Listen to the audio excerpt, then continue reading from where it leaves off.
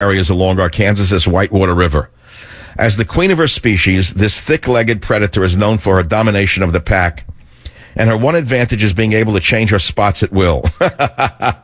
This sturdy animal is also known for the unusual processes she uses for selecting a breeding partner.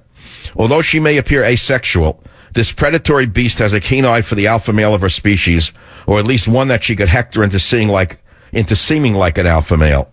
Although the limber leopard tolerates the alpha's sexual waywardness, she can become entirely vicious towards any female of the species that threatens the alpha status of her mate. And then there's a few more pages about the former First Lady. You can't find the book.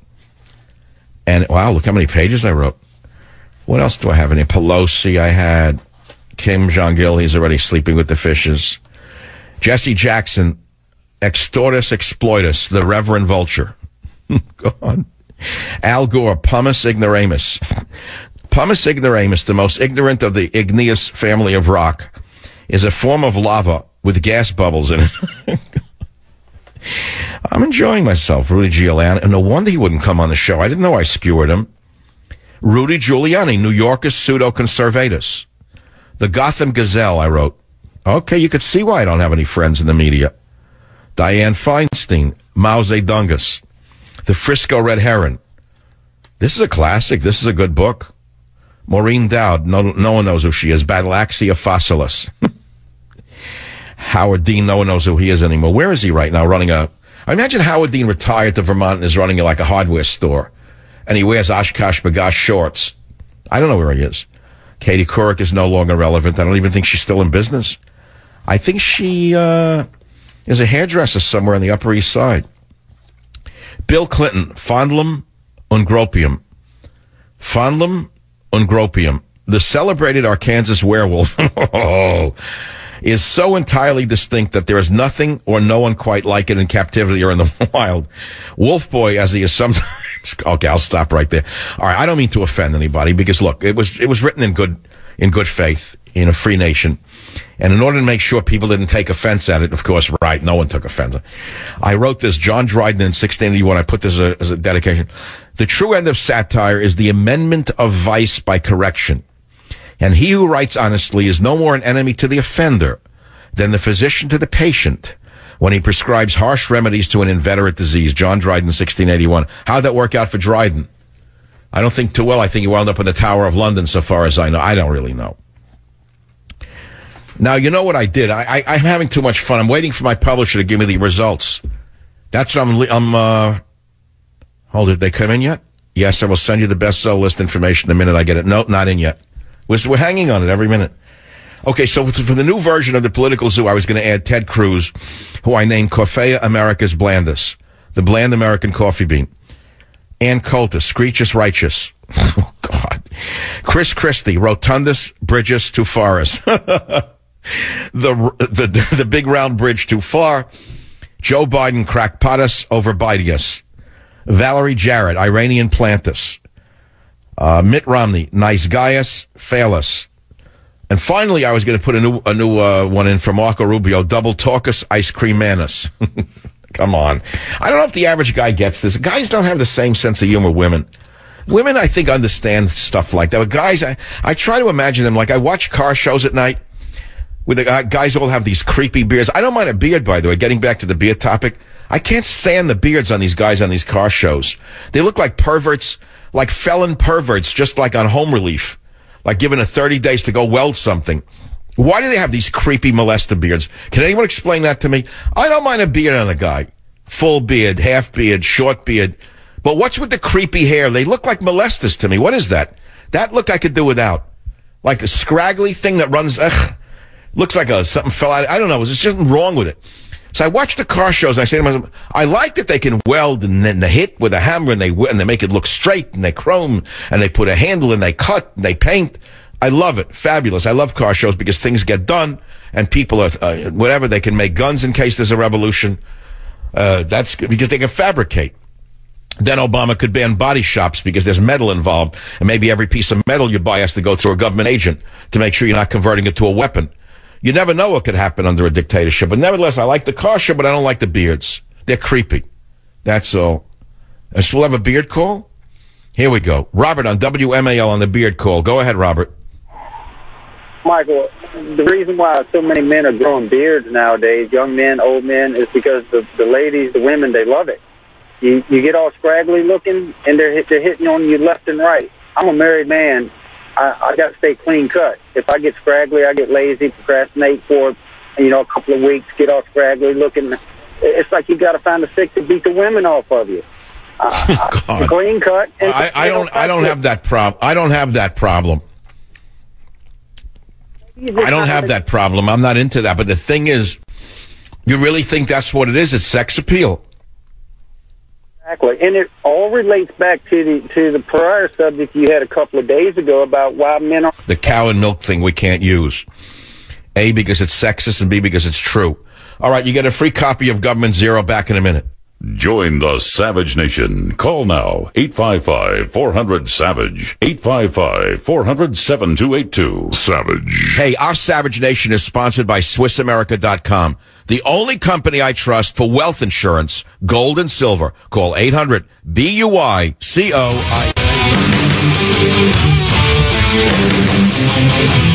It is the Savage Nation. As I say, I'm waiting. Any minute now, we're going to find out what the ranking is for Government Zero in the first week of its sales.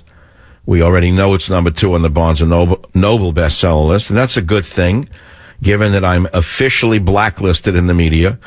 I had wonderful exposure on the Drudge Report, God bless Matt Drudge, Newsmax, God bless Chris Ruddy, WorldNet Daily, God bless Joe Farah. And then you can count the rest of the outlets that have had me on. I mean, you got Newsmax, I said, Alex Jones, and very few others. I'm officially blacklisted because there's a media bias. They have tried me, and they have convicted me. They will not even let my ideas speak for themselves. Every time I go on a show, such as Newsmax today, already they're comparing it to Hitler already, the psychos. Right, the minute you hit them with the truth, right away it's Hitler already in the Holocaust. Every time. No matter what you say, Hitler, Holocaust, Hitler, Holocaust. Get another tune already.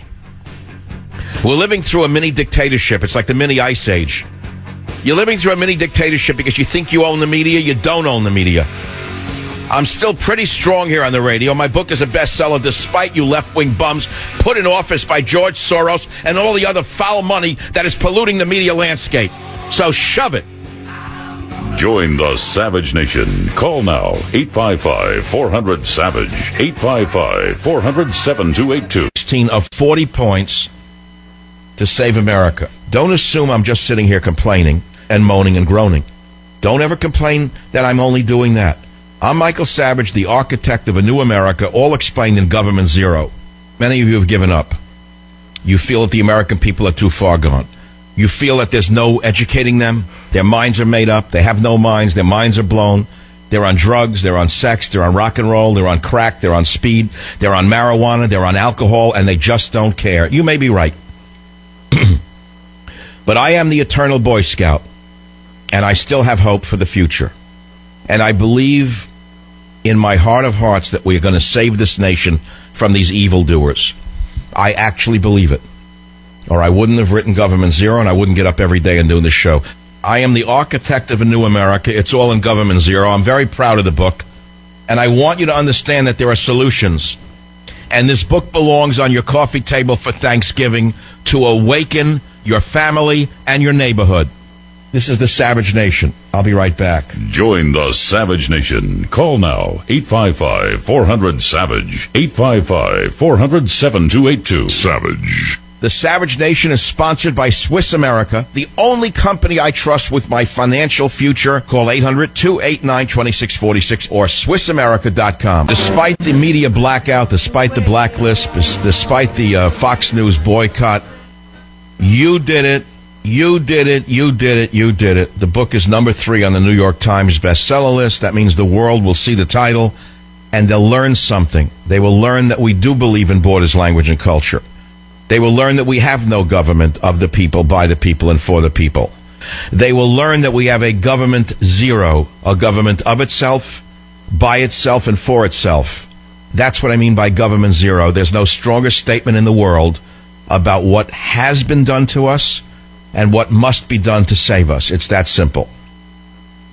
Now, there's a news headline that I feel obligated to tell you I don't believe. It's being reported by CNN that U.S. authorities say that there was a bomb on the Russian plane, and it was posted on all the sites. I think it's propaganda. It says, first on CNN, U.S. officials believe ISIS planted bomb on a Russian plane. They have no evidence to this effect, and I'm not rushing to say, oh, yeah, right, for sure, ISIS did it, go get him, Putin. No. I'll tell you what I think it is. Obama's very, very insecure.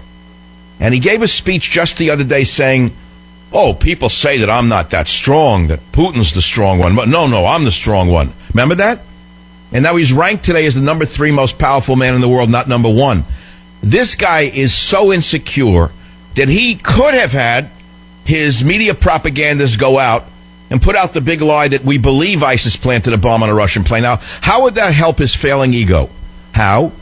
Because he thinks it weakens Putin to say, look at that, ISIS got the best of him. What do you think, it's beyond him? I mean, presidents of the past have sunk ships in order to go to war.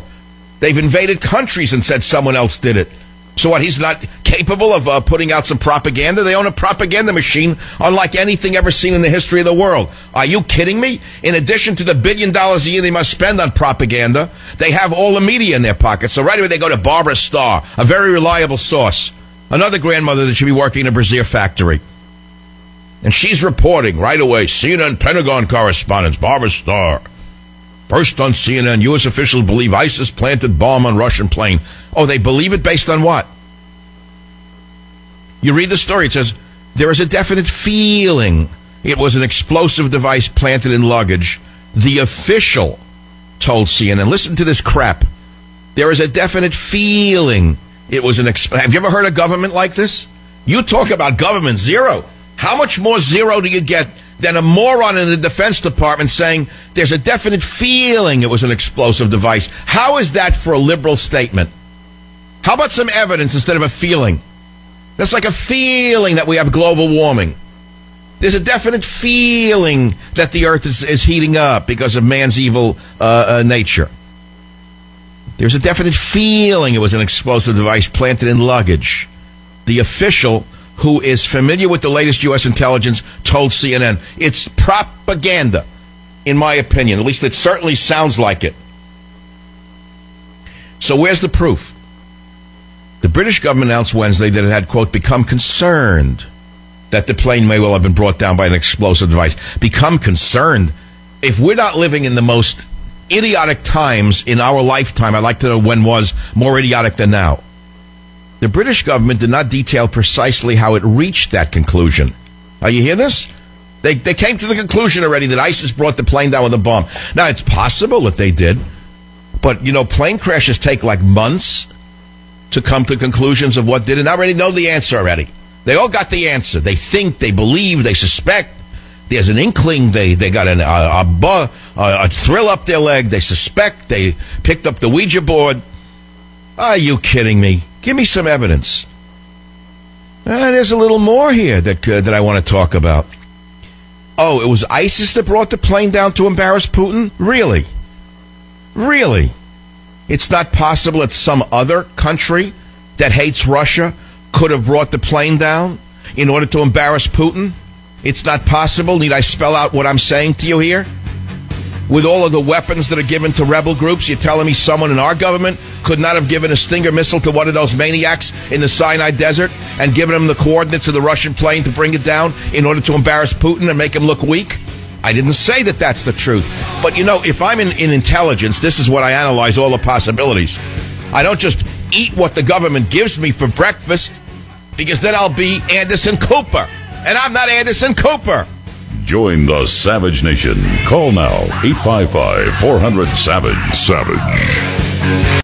I don't accept anything the government media complex puts out, especially under this guy. And, all right, so the report is ISIS planted a bomb on the plane.